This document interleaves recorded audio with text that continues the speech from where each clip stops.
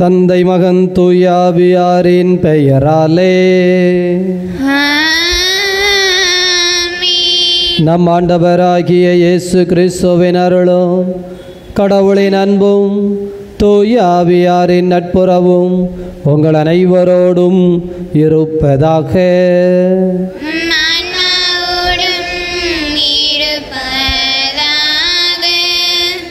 இயேசுவில் நல்லவர்களே, ஆண்டவருடைய அன்பு நிறைந்த குழந்தைகளை, இந்த நாளையும் நேரத்தையும் ஆண்டவருடைய பாதத்திலே நம்பிக்கை நிறைந்த உள்ளத்தோடு ஒப்பு கொடுப்போம். குறிப்பாக தமிழ் மாதத்தினுடைய கடைசி செவ்வாய்க்கிழமை தூய அந்தோணியாருக்கு நவநாள் கொண்டாடும் பொருட்டு நாம் இணைந்து வருகை தந்திருக்கின்றோம். கருவந்தா ஆரோக்கியம் மெல்சி குடும்பத்திற்கு இறைவன் செய்த நன்மைகளுக்கு நன்றியாகவும், அருள் ரோசி, அருள் ஆண்டனி நிறைவாக ஆசீர்வதிக்கப்பட வேண்டும் என்பதற்காக இப்பலியை உருக்கத்தோடு ஒப்பு கொடுத்து ஜெபிக்கிறார்கள். மனோஜ் ராணி லான்சி குடும்பத்திற்கு இறைவன் இதுவரை புனித அந்தோணியார் வழியாக செய்த எல்லா நன்மைகளுக்கும் நன்றி பலியாக ஒப்புக் கொடுக்கிறார்கள். குறிப்பாக குடும்பத்தில் அமைதி சமாதானம் நிலைத்திருக்க வேண்டும் என்றும் எதிர் தீவனைகள் நீங்க வேண்டும் என்பதற்காகவும் இந்த பலியை 13 வாரமாக ஒப்பு கொடுத்து ஜெபிக்கிறார்கள். ஆண்டவருடைய அன்பு குழந்தைகளே, தேவ அருளால் நிரப்பப்படுவதற்கு தடையாக இருக்கிற குற்றம் குறைகளை நினைத்து மனவருந்தி மன்னிப்பு கேட்போம். எல்லாம் வல்ல இறைவனிடமும் சகோதர சகோதரிகளே, உங்களிடமும் நான் பாவி என்று ஏற்றுக்கொள்கிறேன். ஏனெனில் சிந்தனையாலும் சொல்லாலும் செயலாலும் கடமைகள் தவறியதாலும் பாவங்கள் பல செய்தேன். என் பாவமே, என் பாவமே, என் பெரும் பாவமே. ஆகையால் எப்பொழுதும் கன்னியான புனித மரியாதையும் வானதுதர் புனித அனைவரையும் சகோதர சகோதரிகளையும் உங்களையும் நம் தேவனாகிய ஆண்டவரிடம் எனக்காக வேண்டிக் கொள்ள மன்றாடுகிறேன். வல்ல கடவுள் நம் மீது இரக்கம் கொண்டு நம் பாவங்களிலிருந்து விடுவித்து நம்மை நிலை வாழ்வுக்கு அழைத்து செல்வாராக. ஆமென்.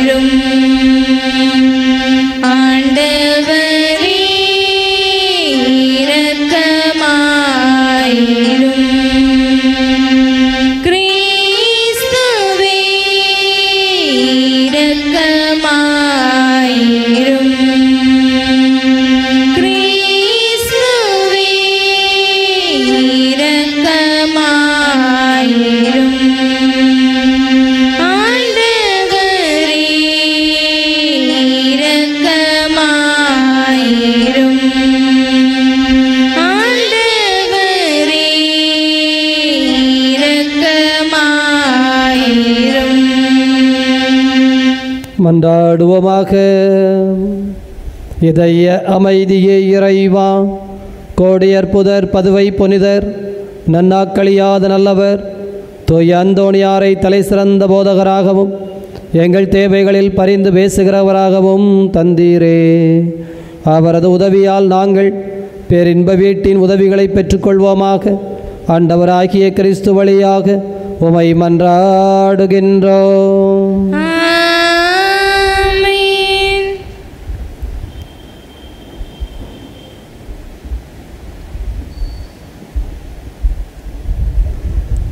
முதல் வாசகம்.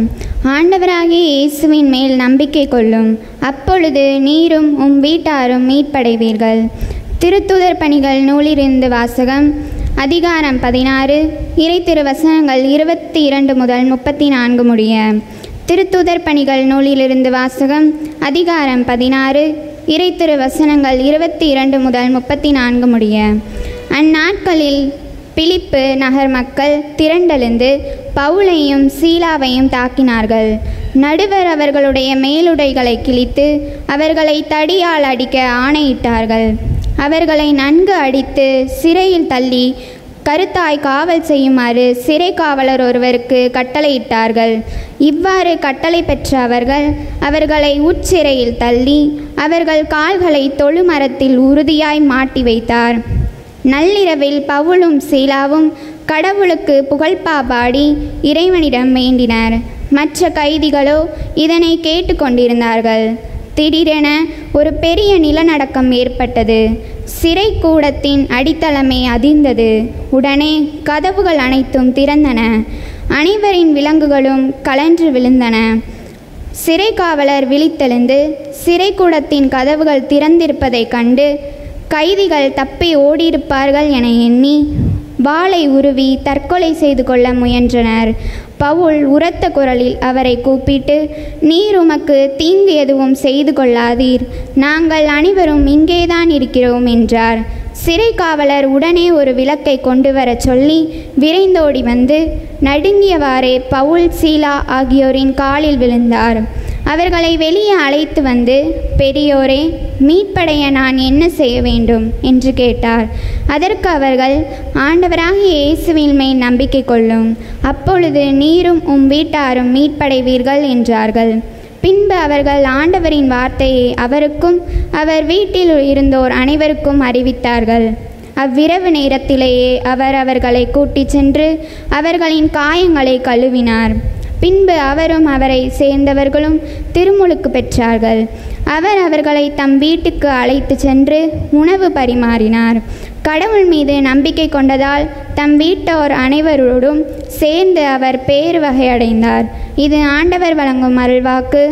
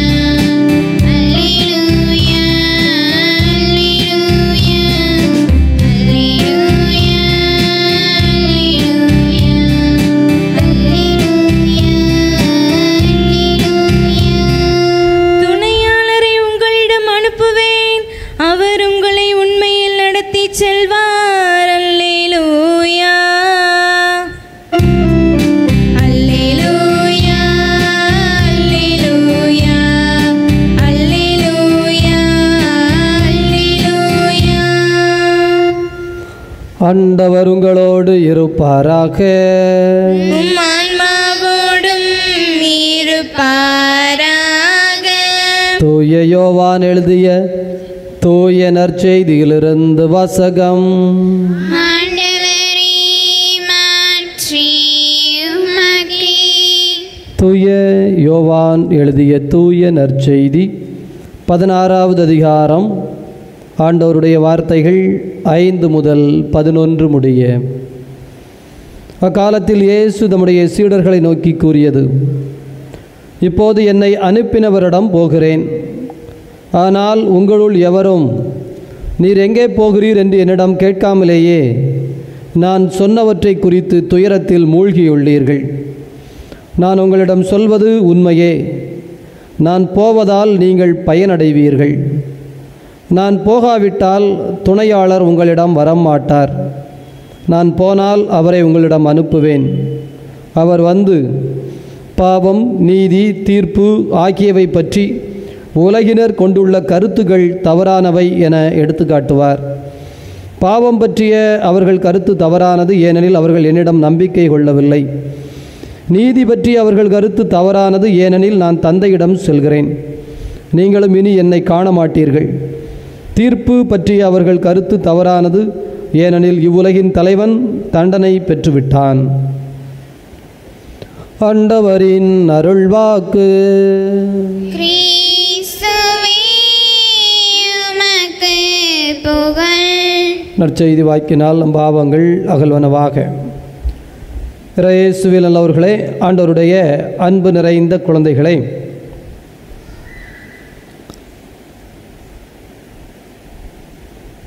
நான் போவதால் நீங்கள் பயனடைவீர்கள். நான் போகாவிட்டால் துணையாளர் உங்களிடம் வரமாட்டார். ஆண்டவருடைய அன்பு குழந்தைகளே, நன்றாக யோசித்து பாருங்கள். இயேசு கிறிஸ்து யார்? கடவுள், கடவுளின் மகன், ஆற்றல் மிக்கவர். அவர் வாழ்ந்த நாட்களில் இறந்தவர்களை உயிர்ப்பித்தார், உணவில்லாதவர்களுக்கு உணவு கொடுத்தார், வறுமையை போக்கினார், நோயை குணப்படுத்தினார். என்னென்ன அதிசயங்கள் உண்டோ எல்லாம் செய்து கொண்டே இருக்கிறார். இப்படிப்பட்டவரை அனுப்பி விடுவதற்கு, நான் போகிறேன் என்று சொன்னால் சரி போய் வாருங்கள் என்று டாட்டா காட்டுவதற்கு உலகத்தில் மக்களுக்கு மனம் வருமா? சீடர்கள் இரவு முழுவதும் பாடுபட்டு உழைத்தவர்கள், ஒன்றும் கிடைக்காமல் வறுமையில் திணறியவர்கள். ஆண்டவர் அவர்களுக்கு மீன் பிடிக்க கற்றுக் கொடுத்தார். அவர்கள் என்ன செய்கிறார்கள்? ஆகா, இனி மீன் பிடித்தால் வேண்டாம், மீன் பண்ணையே இவரிடம்தான் இருக்கிறது, இவர் சொன்னால் எல்லாம் நடக்கிறது என்று அவர் பின்னால் போய்விட்டார்கள். அவர்களுக்கு ஒரு நாளும் சாப்பாட்டிற்கு பஞ்சமே இல்லை. இப்படிப்பட்ட உலகு சார்ந்த எந்த காரியங்களையும் செய்ய வேண்டிய அவசியம் இல்லை. அவர்கள் தங்களுக்கென்று ஒரு வட்டத்தை உருவாக்கினார்கள். அந்த வட்டத்தின் பெயர் கம்ஃபர்ட் ஜோன் என்று சொல்வார்கள். நாம் ஒவ்வொருவருமே வாழ்க்கையிலே அப்படி ஒரு வட்டத்தை உருவாக்குவோம். வாழ்க்கையிலே கஷ்டப்படுவோம், ரொம்ப துன்பப்படுவோம். வாழ்க்கையில் கொஞ்சம் வசதி, கொஞ்சம் வாய்ப்பு, கொஞ்சம் பணம், கொஞ்சம் அதிகாரம், கொஞ்சம் புகழ், ஆட்களோடு கொஞ்சம் உறவு கிடைத்தவுடன் ஒரு வட்டத்தை உருவாக்கிவிட்டு அந்த வட்டத்திற்குள் நாம் முடங்கிக் கொள்வோம். பிரியமானவர்களே, சீடர்களும் அதை செய்தார்கள். ஒவ்வொருவரும் ஒவ்வொரு மனநிலையில், வருத்தத்தில், கவலையில். இதோ இந்த மத்தேயு எல்லாம் சுங்கச்சாவடியில் வேலை பார்த்து கொண்டிருந்தவர், அரசாங்க உத்தியோகம். அதை வேண்டாம் என்று தூக்கி தூர போட்டுவிட்டு இயேசுவின் பின்னால் வந்தால் நிம்மதியாக இருக்கிறது, சந்தோஷம். எத்தனை வருஷம்? 3 வருஷம்தான் சுற்றி இருக்கு. ஐயோ, நாங்கள் சாகிறது வரைக்கும் உன் பின்னாடி வந்தால் சாப்பாடு கிடைக்கும், நிம்மதி இருக்கும், சந்தோஷம் இருக்கும். அப்படி சொல்லி தானே எல்லோரும் கோயிலுக்கு வரீங்க. நம்ம சாகிறது வரைக்கும் ஆண்டவனை தேடி வந்தால் எந்த குறையும் இருக்காது, எந்த கவலையும் இருக்காது, எந்த பிரச்சனையும் இருக்காது. ஆனால் அவர் என்ன பண்ணுறாரு? 3 வருஷம் கூட உட்கார்ந்துட்டு ஓகே பாய் டாட்டா. யாருக்கு சரின்னு சொல்ல மனசு வரும்? இங்கே பாருங்க, நான் இதோ உங்களை விட்டு போகிறேன், நீங்களோ துயரத்தில் மூழ்கி இருக்கிறீர்கள். ஏசுநாதர் நம்மளை விட்டு போகிறேன்னு சொன்னால் நமக்கு துயரம் வருமா வராதா? யாருக்கு வேணாலும் வரும். அதுவும் இவ்வளவு சொகுசு அனுபவித்து கொண்டிருக்கிற சீடர்களுக்கு வந்ததில் என்ன வியப்பு?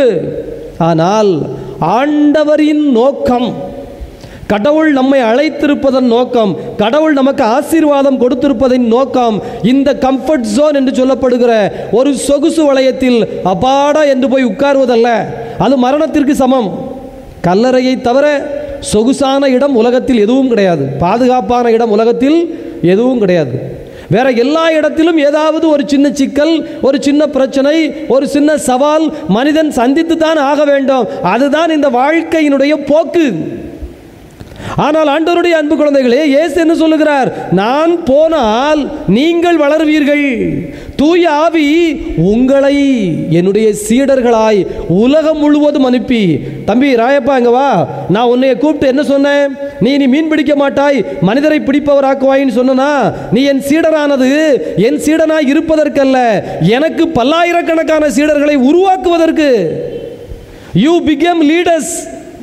நீங்கள் தலைமை ஏற்பதற்கும், நீங்கள் தலைவர்களாய் உருவாக்குவதற்கும், நீங்கள் உங்களுக்கு தலைமுறைகளை உருவாக்குவதற்கும் தான் கடவுள் உங்களை கூப்பிடுறாரே தவிர, கூப்பிட்டு இந்த போட்ட இடத்துல கிடக்கும் பாரு சாணி, அது மாதிரி நீ வாட்டில் சப்புன்னு உட்கார்ந்துக்க, இந்த காம்பவுண்டு சோறு தான் உன் உலகம், இந்த ஏசி ரூம்பு தான் உன் வாழ்க்கை, இந்த டிவி தான் உனக்கு சந்தோஷம், இந்த செல்போன் தான் உனக்கு எல்லாம், அதனால் இந்த ஏரியாவை தாண்டி நீ எங்கேயும் போகாத, உனக்கானது எல்லாம் நான் பார்த்துக்கிட்டேன், நான் செஞ்சுட்டேன், அதனால் நீ இருன்னா ஓடிக்கிட்டு இருந்த பிள்ளையை கூப்பிட்டு சப்பானி பிள்ளையை ஆக்கின கதை தானே.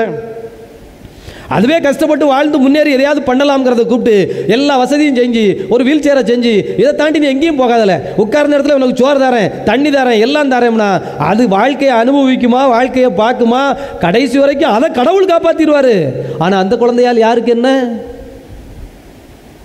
பிரியமானவர்களே, முதல் வாசகம் இந்த சிந்தனையில் நீங்கள் உள்ள போய் பாருங்க, பயங்கரம். பவுல் சீலா இருவரும் கடவுளால் தேர்ந்தெடுக்கப்பட்டவர்கள்.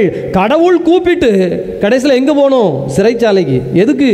தீமை செய்ததற்கோ, தவறு செய்ததற்கோ, பாவம் செய்ததற்கோ, குற்றம் செய்ததற்கோ அல்ல, இறை வார்த்தையை போதித்ததற்காக தூக்கி சிறையில் போட்டார்கள். அப்போ சிறையில் போட்டதனால் என்ன நடந்தது? பவுலும் சீலாவும் கலங்கவே இல்லை. அவர்கள் புகழ் பாடல் பாடிக்கொண்டு, ஆண்டவரை துதித்து கொண்டு, வணங்கி கொண்டு, எப்பா கடவுளை புகழ்னு முடிவு பண்ணியாச்சு. மண்டபத்தில் உட்கார்ந்து புகழ்ந்தானே, மொட்டை மாடியில் உட்கார்ந்து புகழ்ந்தானே, ரோட்டில் போகும்போது புகழ்ந்தானே? நோ, எனக்கு மைக்கு வேணும், இந்த மாதிரி ஃபோக்கஸ் லைட் இருக்கணும், இந்த மாதிரி பூ கீழாக வச்சு டெக்கரேஷன் பண்ணி நல்ல இடமா இருந்தால் கடவுளை புகழ்வேன். அதை தாண்டி நான் போகிற இடத்துல ரோட்டில் வெக்கையும் வேணாலும் சூடுமா இருந்ததுன்னா, என்ன கடவுளே உமக்கு இந்த வெயிலை கூட குறைக்க மாட்டேறான் திட்டுவேன். இடத்திற்கு இடம் நாம் மாறுகிறோம், பச்சோந்திகள் என்று சொல்லுகிறார்கள் இல்லைங்களா? அதுபோல பச்சை நிறமாக இருக்கிற பொழுது கடவுளை புகழ்கிறேன், நெருப்பு நிறமாய் சிகப்பு வண்ணத்தில் எங்கேயாவது மாட்டிக்கொண்டால் கடவுளை இகழ்கிறேன் என்று சொன்னால் அது எப்படி? எந்த இடமாய் இருந்தானே உள்ளம் கடவுளுக்கு அர்ப்பணிக்கப்பட்டு விட்டால், யாரோடு இருந்தால் என்ன, எங்கே இருந்தால் என்ன, கடவுளை புகழ்கிறேன், அவ்வளவுதான். கடவுளை புகழ்ந்து கொண்டே இருக்கிறார்கள். அது சிறைச்சாலையா இருந்தா என்ன, ஆண்டவர் அந்த சிறைச்சாலையை உடைத்தார். பிரியமானவர்களே, இப்போ கடவுள் உடைச்சிட்டாரு. உடனே பவுலும் சீலாவும் வாவ் பிரைஸ் தி லார்ட், கடவுள் எனக்கு விடுதலை கொடுத்தார் அப்படின்னு ஓடல. என்ன ஒரு விடுதலை கொடுத்தா போக வேண்டாமா? டேய் உன் பிரச்சனை இல்லைன்னு சொல்லியாச்சுன்னா இடத்த காலி பண்ண வேண்டாமா? அவங்க சொல்றாங்க, சிறை காவலனுக்கு சத்தம் கொடுத்து, உனக்கு தீங்கு செய்து கொள்ளாதே, நாங்கள் எங்கும் ஓடவில்லை, இங்குதான் இருக்கிறோம். ஏன்னா அதுக்குள்ள கத்தி எடுத்து குத்த போயிட்டான் தன்னை. ஏன்னா அரசன் கூப்பிட்டு நாளை காலையில் சிறையில் போட போறான், இவனுக்கு தண்டனை கொடுக்க போறான், டூட்டியை ஒழுங்கா செய்யலன்னு. எதுக்கு என்று தற்கொலை பண்ண போனான். இவன் நல்லா கவனிங்க, பவுலும் சீலாவும் சிறைச்சாலைக்கு சென்றதன் நோக்கம், கடவுள் அனுப்பியதன் நோக்கம், இந்த சிறை கூடத்தில் இருப்பவனை மீட்பதற்காக. சிறை கூடத்தில் இருக்கின்ற அந்த சிறையினுடைய அதிகாரியின் குடும்பம் மீட்கப்படுவதற்காக, அவன் மூலமாக ஒரு சந்ததியை ரட்சிக்கப்படுவதற்காக. ஆண்டவருடைய அன்பு குழந்தைகளை, எனவேதான் கடவுள் உங்களை அழைத்தது. உங்களை சும்மா உட்கார சொல்லல, உங்களை அனுப்பி உங்களை போல இதோ நம்பிக்கையாளர்கள் 1000 பேரை உருவாக்குவதற்கு. ஆனால் நாமோ நம்ம நம்பிக்கை, நம்ம வாழ்க்கையை பார்க்கறதுனால நம்மால் பிறர் ஆக முடியாமல் போய்விடுகிறது. கடவுள் விடுதலை கொடுத்த உடனே இவங்க போயிருக்கலாம், சிறை காவலன் செத்திருக்கலாம். ஆனால் இந்த பவுல் எவ்வளவு தன்மையானவர் என்றால், அவருடைய நிதானத்தால், அவருடைய அந்த பண்பினால் இப்போ யார் வந்து காலில் விழுறா? எவன் பாதங்களுக்கு விலங்கிட்டானோ அவனே பாதத்தில் விழுந்து பாதத்தை கழுவி, நான் மீட்படைய என்ன செய்ய வேண்டும் என்று அவரிடம் கேட்டான். ஆண்டவருடைய அன்பு குழந்தைகளே, எனவே ரொம்ப ஒரு அற்புதமான இந்த பகுதி அவனுடைய வீட்டார் முழுவதும் அந்த இரவிலேயே ரட்சிக்கப்பட்டார்கள். ஆண்டவர் நம்மை அழைத்திருக்கிறார்.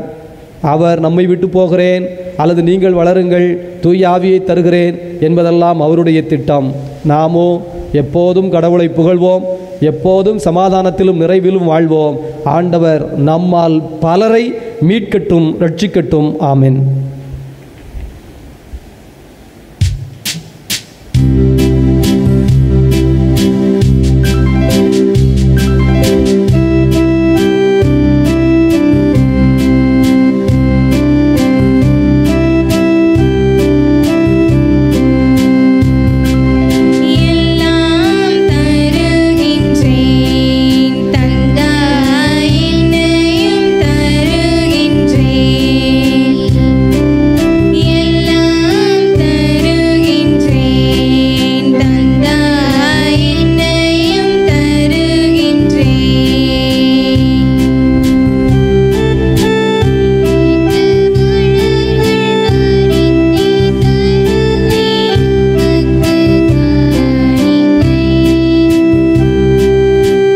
சகோதர சகோதரிகளே, உங்களுடையதும் என்னுடையதுமாக ஒப்புக் கொடுக்கப்படுகின்ற இப்பலி எல்லாம் வல்ல தந்தையாகிய இறைவனுக்கு ஏற்புடையதாகும்படி மன்றாடுங்கள். ஆண்டவர் தம் திருப்பெயரின் புகழ்ச்சிக்காகவும் ஆட்சிக்காகவும் நமது நன்மைக்காகவும் புனித திரு அவையின் அனைத்து நலனுக்காகவும் உமது கையில் திருப்பலியை ஏற்றுக்கொள்வாராக. இதய அமைதியை இறைவாம். தூய அந்தோணியாரின் நவநாளில் நாங்கள் அளிக்கிற காணிக்கைகளை ஏற்றுக்கொள்ளும். இது எங்களுக்கு முடிவில்லா பேரின்பத்தின் காரணமாய் அமைவதாக ஆண்டவராகிய கிறிஸ்து வழியாக உமை மன்றாடுகின்றோம். ஆண்டவர் உங்களோடு இருப்பாராக.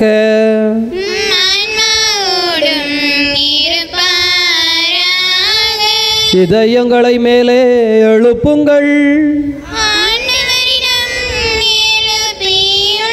நம் இறைவனாகிய ஆண்டவருக்கு நன்றி கூறுவோம்.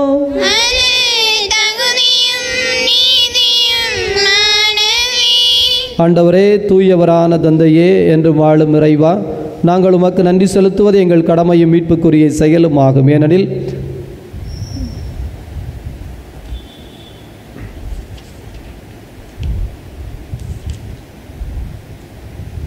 புனிதர்களின் திருக்கூட்டத்தில் நீர்தாமே புகழப்படுகிறீர். அவர்களின் பேறுபலன்களுக்கு ஏற்ப நீர் வெற்றி வாகை சூட்டும் பொழுது உமது கொடைக்கே மணிமுடி சூட்டப்படுகிறது.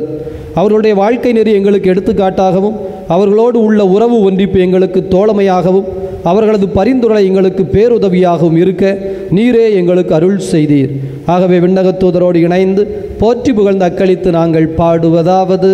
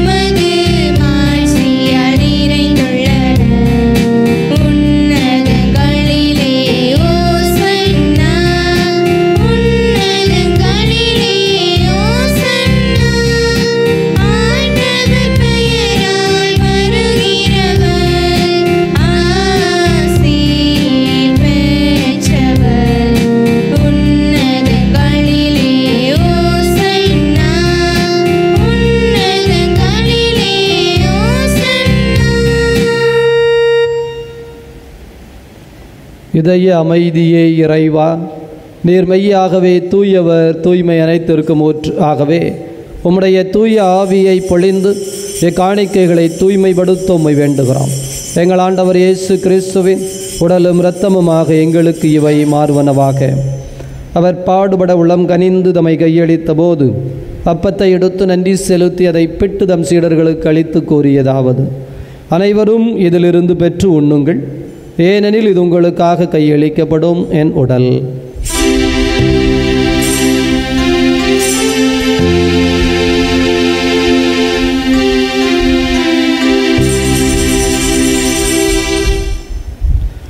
அவ்வண்ணமே இரவு விருந்தை அருந்தியபின் கிண்ணத்தை எடுத்து மீண்டும் உமக்கு நன்றி கூறி தம் சீடர்களுக்கு அளித்தவர் கூறியதாவது: அனைவரும் இதிலிருந்து பெற்று பருகுங்கள், ஏனெனில் இது புதிய நிலையான உடன்படிக்கைக்குரிய என் இரத்தத்தின் கிண்ணம்.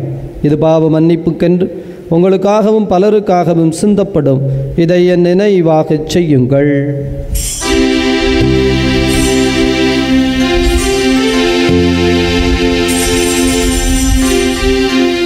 நம்பிக்கையின் மறை பொருள். ஆண்டவரே, நீர் வருமளவும் உமது இறப்பினை அறிக்கையிடுகின்றோம், உமது உயிர்ப்பினையும் எடுத்துரைக்கின்றோம்.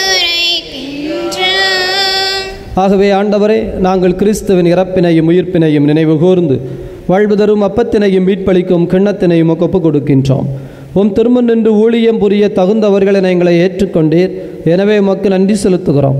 மேலும் கிறிஸ்துவின் உடலிலும் இரத்தத்திலும் பங்கு கொள்ளும் எங்களை தூய ஆவியானவர் ஒன்று சேர்க்க வேண்டும் என உம்மை தாழ்மையுடன் மன்றாடுகிறோம்.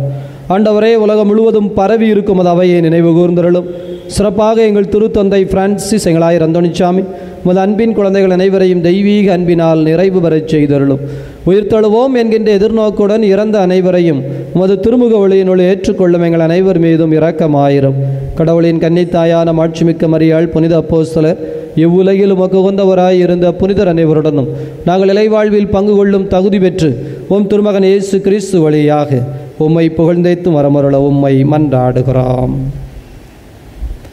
இவர் வழியாக இவரோடு இவரில் எல்லாம் வல்ல இறைவனாகிய தந்தையே, தூயாவியாரின் ஒன்றிப்பில் எல்லா புகழும் ஆட்சியும் என்றென்றும் உமக்கு உரியதே.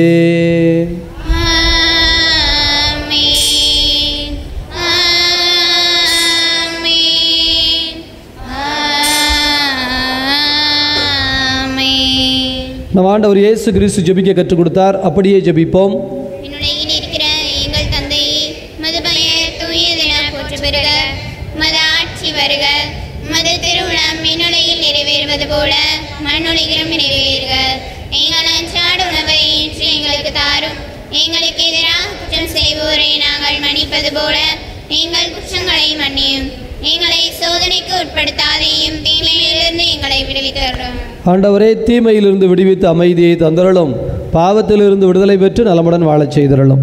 நாங்கள் எதிர்நோக்கி இருக்கிற பேரின்பத்திற்காகவும் மீட்பராகிய இயேசு கிறிஸ்துவின் வருகைக்காகவும் காத்திருக்கின்றோம். ஆண்டவரே இயேசு கிறிஸ்துவே, அமைதியை உங்களுக்கு விட்டுச் செல்கிறேன், என் அமைதியை உங்களுக்கு அளிக்கிறேன் என்றும் திருத்தூதர்களுக்கு மொழிந்தீரேன். எங்கள் பாவங்களை பாராமல் உமது திரு அவையின் நம்பிக்கையை கண்ணோக்கி அதற்கு அமைதியும் ஒற்றுமையும் தந்தருள்வீராக. என்றென்று வாழ்ந்து ஆட்சி செய்கின்றவர் நீரே. ஆண்டவருடைய அமைதி உங்களோடு என்றும் இருப்பதாக. ஒருவருக்கொருவர் ஆண்டவர் தருகின்ற அமைதியை அறிவித்து மகிழ்வோம். உலகின் பாவங்களை போக்கும் இறைவனின் செம்மறியே, எங்கள் மேல் இரக்கமாயிரும். உலகின் பாவங்களை போக்கும் இறைவனின் செம்மறியே, எங்கள் மேல் இரக்கமாயிரும். உலகின் பாவங்களை போக்கும் இறைவனின் செம்மறியே, எங்களுக்கு அமைதியை அளித்தருளும்.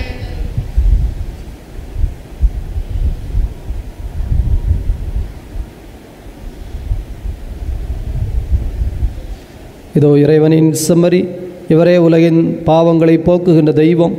இந்த தெய்வத்தினுடைய விருந்துக்கு அழைக்கப்பட்டிருக்கிற நாம் அனைவரும் பேறு பெற்றவர்கள்.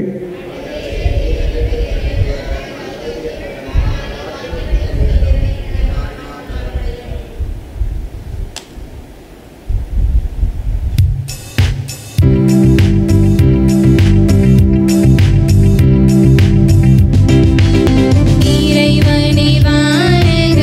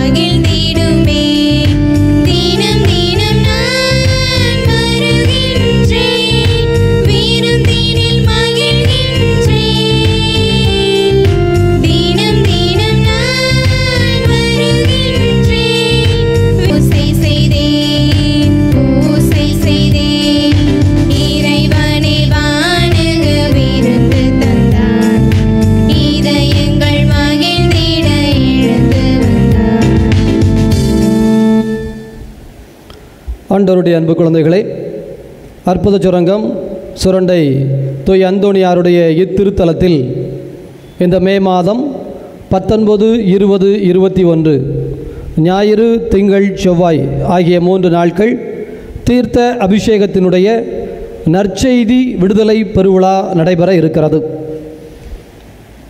ஞாயிற்றுக்கிழமை காலை 10 மணி முதல் மாலை 4 மணி வரை நற்செய்தி கூட்டம் குணமளிக்கின்ற விடுதலை பெருவிழாவாக நடைபெறும்.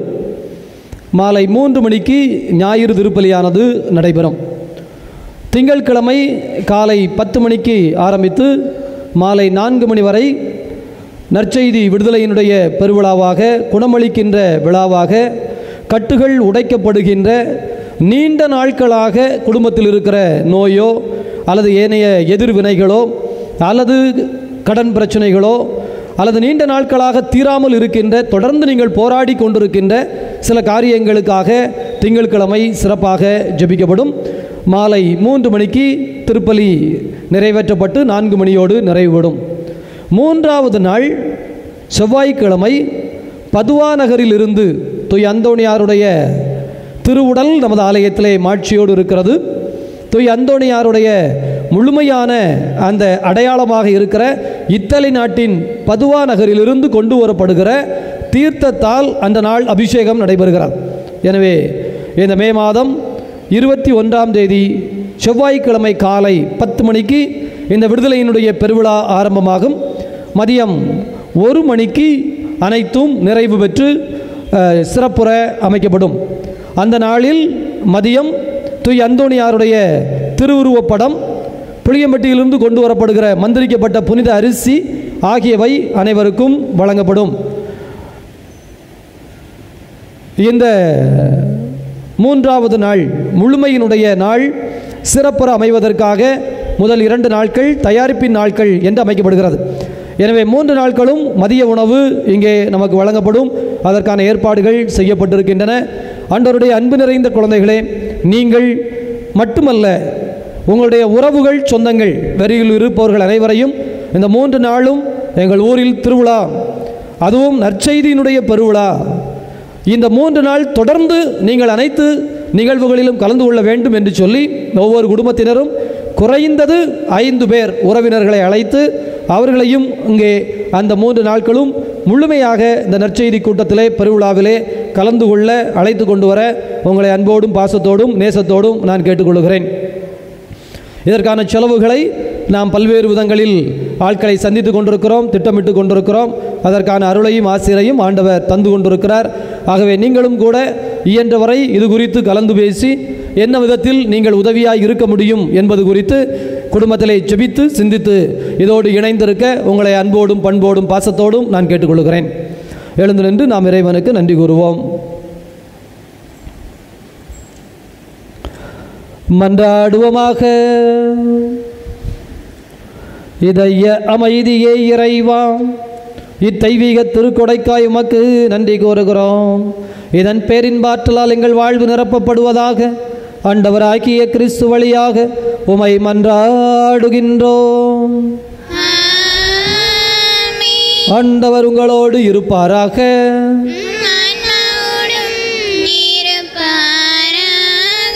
வல்ல கடவுள் தந்தை, மகன், தூய ஆவியார் உங்கள் அனைவரையும் நிறைவாக ஆசீர்வதிப்பாராக. உயிர்த்த கடவுளின் உண்மை பிள்ளைகளாக சென்று வாழுங்கள். பேரின்பம் தொடரட்டும்.